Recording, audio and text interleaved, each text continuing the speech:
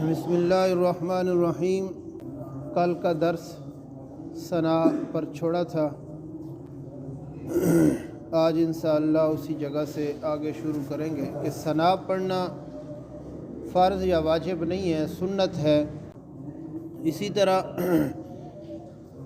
ایک اور مسئلہ بھی ہے کہ امام کے ساتھ اگر نماز پڑھ رہا ہے، جماعت کے ساتھ مقتدی نماز پڑھ رہا ہے، تو اس میں ثنا پڑھنے کا کیا طریقہ کار ہے۔ اکیلے نماز پڑھ رہا ہے تو پھر تو اس کو ثنا پڑھنی ہی پڑتی ہے، مطلب وہ شروع ہی ثنا سے کرتا ہے، سبحانک اللہم و بحمدک و تبارک اسمک و تعالی جدک و لا الہ غیرک۔ اگر کیا امام کے ساتھ اگر پڑھ رہا ہے، وہاں پر قرات شروع ہے، تو اس کا پڑھنے کا کیا طریقہ کار ہے۔ وہ نیت کرے گا، نیت کر کے ہاتھ باندھ کر کے اگر قرات شروع ہے تو وہ خاموش ہو کے کھڑا ہو جائے گا۔ قرات پڑھنا ثنا پڑھنا کوئی ضروری نہیں ہے کہ وہ اپنی ثنا شروع کیے ہوا ہو اور ادھر امام نے قرات شروع کیے ہوئے ہو، تو اس طرح ٹھیک نہیں ہے۔ مطلب وہ جو ہی تکبیر تحریمہ کر کے ہاتھ باندھے گا تو خاموش ہو کے کھڑا ہو جائے گا۔ اسی طرح اگر سری نماز ہے، مطلب خاموش قرات والی نماز ہے، تو اس کے اندر کیا طریقہ کار ہے۔ اس کے اندر یہ طریقہ کار ہے کہ تکبیر تحریمہ امام کے ساتھ اگر تکبیر اولیٰ کے ساتھ اس نے تکبیر کی ہے، ہاتھ باندھ کے کھڑا ہو گیا ہے، سبحانک اللہم و بحمدک و تبارک اسمک و تعالی جدک و لا الہ غیرک پڑھ کے خاموش ہو جاؤ بس، کیونکہ وہ آگے حدیث بھی آئے گی، میں آپ کو سناؤں گا کہ امام کی قرات مقتدی کی قرات ہے۔ جب امام قرات کرے گا تو مقتدی کو قرات کرنے کی ضرورت نہیں ہے۔ بعض مثال کر اس طرح لوگ ہوتے ہیں کہ امام اپنی قرات کر رہا ہوتا ہے، پیچھے وہ تکبیر تحریمہ پڑھ کے ہاتھ باندھ کے پھر اپنی قرات شروع کر دیتے ہیں، تو اپنی قرات نہیں کرنی چاہیے۔ اگر سری نماز ہے، مطلب خاموش قرات والی نماز ہے، تو ولا الہ غیرک پڑھ کر چپ کر کے کھڑے ہو جاؤ۔ ہاں، اگر آپ نے جاری نماز والی قرات، مطلب اونچی آواز والی قرات جو ہوتی ہے، جس طرح مغرب میں اونچی بلند آواز سے قرات کی جاتی ہے، عشاء کی نماز میں بلند آواز سے قرات کی جاتی ہے، صبح کی نماز میں بلند آواز سے قرات کی جاتی ہے، جمعۃ المبارک میں، تراویح میں، اسی طرح اگر آپ نے قرات شروع کی ہے اور آپ پڑھ رہے تھے سبحانک اللہم و بحمدک، ایک دو لفظ پڑھا یا آدھی پڑھی یا زیادہ پڑھی، جتنی بھی ثنا پڑھی تھی، امام نے شروع کر دیا نا الحمدللہ رب العالمین، تو آپ اسی جگہ پہ خاموش ہو جائیں، چھوڑ دیں۔ یہ میں نے پہلے سے ہی بتایا کہ جو قرات ہے، مطلب ثنا ہے، یہ پڑھنا کوئی سنت ہے، واجب یا فرض نہیں ہے کہ انسان اس کو پورا کرے گا تو اس کی نماز بھی پوری ہوگی، مطلب سنت ہے۔ سنت کے ترک ہونے سے نماز ہو جاتی ہے، یہ نہیں ہے کہ نماز نہیں ہوتی، نماز ہو جاتی ہے۔ اور اسی طرح کیونکہ حدیث پاک کے الفاظ بھی ہیں کہ جب امام قرات کرے تو تم، قرآن مجید کے الفاظ ہیں کہ جب امام قرات کرے تو تم خاموش ہو جاؤ اور اس کو خاموشی سے غور سے سنو۔ میں آپ کو قرآن مجید کی آیت بھی سناؤں گا۔ اسی طرح تکبیر تحریمہ کے وقت ہاتھ کہاں تک اٹھانے چاہیے اور عورت کہاں تک ہاتھ اٹھائے گی، اس کا بھی ایک طریقہ کار ہے۔ کیا چادر سے ہاتھ نکالنے چاہیے، نہیں نکالنے چاہیے، عورت چادر سے ہاتھ نکالے نہ نکالے، یہ بھی ایک سوال ہے۔ جو مرد ہے وہ چادر سے ہاتھ باہر نکال کر کندھے سے اوپر تک ہاتھ اٹھائے گا، عورت کندھے سے نیچے تک ہاتھ اٹھاتی ہے، صرف اشارہ کرتی ہے۔ اسی طرح مرد جو ہے، ضروری نہیں ہے کہ کانوں پہ انگوٹھے لگانے چاہیے یا نہیں لگانے چاہیے، یہ بھی مسئلہ ڈسکس ہوتا ہے۔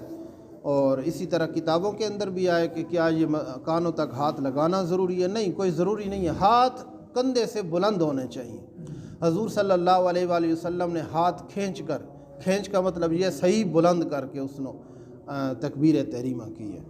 تو عورت جو ہے وہ دوپٹے کے اندر سے ہاتھ اشارے کی طرح اسی طرح اشارہ کرے گی تکبیر تحریمہ اور ہاتھ باندھے گی۔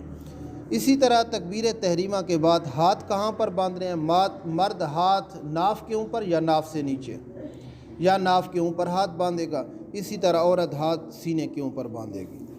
اسی طرح اور جو ہے، ہاں، ولا الہ غیرک تک میں نے پڑھ کے بتا دیا تھا۔ اس کے بعد الحمدللہ رب العالمین الرحمن الرحیم، یہ قرات آپ نماز میں سنتے بھی رہتے ہیں۔ اگر آپ کو کوئی غلطی ہو تو وہ انسان کو پتہ چل جاتا ہے کہ میں یہ لفظ کیسے پڑھ رہا ہوں، امام کیسے پڑھ رہا ہے۔ اس کو پڑھنے کی ضرورت نہیں ہے، میں باقی نماز آپ کو سناؤں گا بھی۔ تشہد جو ہے یہ ہر کوئی آہستہ پڑھتا ہے، میں آپ کو بلند آواز سے پڑھ کے سناؤں گا اسی درس کے اندر کہ آپ کو کوئی غلطی ہوگی تو اس کو پتہ چل جائے گا۔ اسی طرح قرات آپ نے سنی ہوئی ہے، وللضالین آمین کے بعد قل واللہ احد بھی پڑھ سکتے ہو، سورت آگ یاد ہے تو سورت بھی پڑھ سکتے ہو۔ اچھا، امام قرات کرے تو مقتدی خاموش رہے، غور سے سنے، اس کی دلیل کیا ہے؟ اس کی دلیل ابھی جو میں بتا رہا تھا قرآن مجید کی آیت ہے، سورۃ الاعراف آیت نمبر 204۔ اللہ تبارک و تعالیٰ نے قرآن مجید فرقان حمید کے اندر ارشاد فرمایا، وَإِذَا قُرِئَ الْقُرْآنُ فَاسْتَمِعُوا لَهُ وَأَنصِتُوا لَعَلَّكُمْ تُرْحَمُونَ، جب قرات کی جائے، قرآن مجید کی قرات کی جائے، فَاسْتَمِعُوا، تم غور سے اس کو استماع کرو، سنو، وَأَنصِتُوا، اور خاموش رہو، لَعَلَّكُمْ تُرْحَمُونَ، تاکہ تم پر رحم کیا جائے۔ تو قرآن مجید کی جہاں پر بھی قرات کی جائے، یہ نہیں ہے کہ صرف نماز میں قرات کی جائے، قرآن مجید کا پڑھنا سنت ہے، سننا فرض ہے۔ جو انسان قرآن مجید کی تلاوت کر رہا ہے وہ سنت پہ عمل کر رہا ہے، اور جو قرآن مجید کو سن رہا ہے وہ فرض کا درجہ حاصل کر رہا ہے، مطلب اس پر فرض ہے قرآن مجید کی تلاوت کو سننا۔ وَإِذَا قُرِئَ الْقُرْآنُ فَاسْتَمِعُوا لَهُ وَأَنصِتُوا لَعَلَّكُمْ تُرْحَمُونَ، اور جب قرآن مجید کی تلاوت کی جائے، قرات کی جائے، تو تم اس کو غور سے سنو اور خاموش رہو تاکہ تم پر رحم کیا جائے۔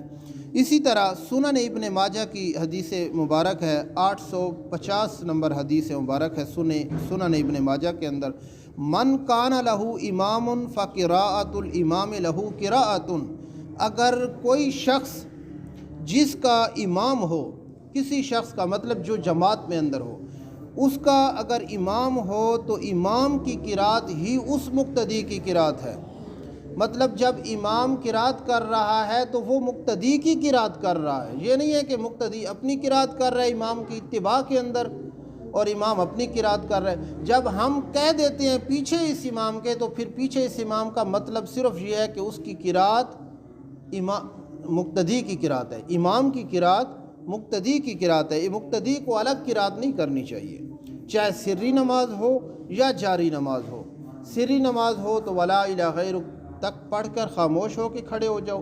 ہاں، اگر ایک مسئلہ یہ بھی ہے کہ اگر آپ نے تکبیر تحریمہ کی، ہاتھ باندھے اور فوراً رکوع پہ امام چلا گیا تو آپ اس کے پیچھے رکوع پہ چلے جاؤ۔ میں نے پہلے بتا دیا کہ سنت ہے پڑھنا، ثنا کا پڑھنا سنت ہے، کوئی فرض یا واجب نہیں ہے۔ اسی طرح مصنف ابن ابی شیبہ میں بھی اسی کی دلیل ہے۔ حضرت عبداللہ بن مسعود رضی اللہ تعالیٰ عنہ فرماتے ہیں، جو شخص امام کے پیچھے قرات کرے اس نے غلطی کی۔ یہ بھی حدیث مبارکہ ہے کہ جو شخص امام کے پیچھے قرات کر رہا ہے وہ غلطی کر رہا ہے کہ وہ قرات نہ کرے۔ اسی طرح مصنف عبد الرزاق میں ہے، حضرت علی رضی اللہ تعالیٰ عنہ اس قول کو نقل کرتے ہیں کہ جو امام کے پیچھے قرات کرے گا اس کی نماز ہی نہیں۔ اس نے کہا جو امام کے پیچھے قرات کرے گا اس کی نماز ہی نہیں ہے۔ اسی طرح حضرت امام ابو حنیفہ اور حضرت امام مالک کا موقف بھی یہی ہے کہ سری نماز ہو یا جاری نماز ہو اس کے اندر مقتدی قرات نہیں کرے گا۔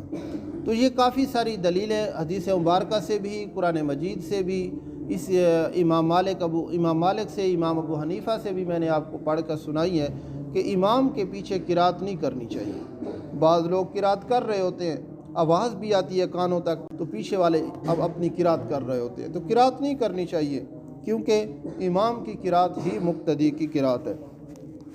اسی طرح ایک مسئلہ بھی سماعت فرما لے، ایک چیز میں چھوڑ گیا ہوں، الحمدللہ رب العالمین اور الحمدللہ رب العالمین کے اندر کافی لمبی بحث ہے جو تجوید کے ساتھ تعلق رکھتی ہے کہ الحمدللہ رب العالمین کا کیا مطلب ہے، اور بعض لوگ الحمدللہ رب العالمین یعنی موٹے ہا کے ساتھ پڑھتے ہیں، اس کا کیا ترجمہ ہے، اور کیا اس کے ساتھ نماز غلط ہو جاتی ہے یا اس الحمدللہ رب العالمین کے نماز پڑھنا صحیح ہو جاتی ہے۔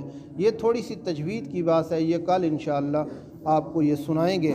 روزے کا ایک مسئلہ ہے کہ روزے کے حالت کے اندر خون دینا یا خون چڑھانا، مطلب کسی کو خون دے سکتا ہے آدمی اور کیا خون آدمی چڑھا سکتا ہے، خون لے سکتا ہے؟ اگر خون کی کمی ہو، انسان کے اندر کمزوری ہو تو یہ لے سکتا ہے۔ ہاں، دونوں صورتوں میں خون دے بھی سکتا ہے، خون لے بھی سکتا ہے۔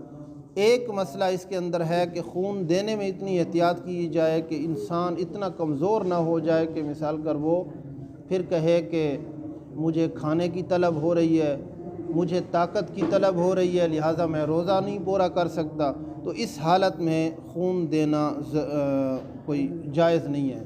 مطلب آپ خون دیں اور سارا دن ایک بندہ چارپائی پر پڑا رہے، کہے کہ میرا روزہ ہے جی، میں نے خون دیا ہے تو لہٰذا میں نماز کی طاقت نہیں رکھتا، اٹھ کے اللہ تبارک و تعالیٰ کا دوسرے فریضہ سر انجام دینے کی طاقت نہیں رکھتا، تو بہرحال مجھے آج چارپائی پر ہی رہنے دے مغرب تک، تو اس میں خون دینے کی کوئی اتنی اشد یہ نہیں ہے کہ انسان وہ خون وہی آدمی دے، کوئی اور بھی دے سکتا ہے۔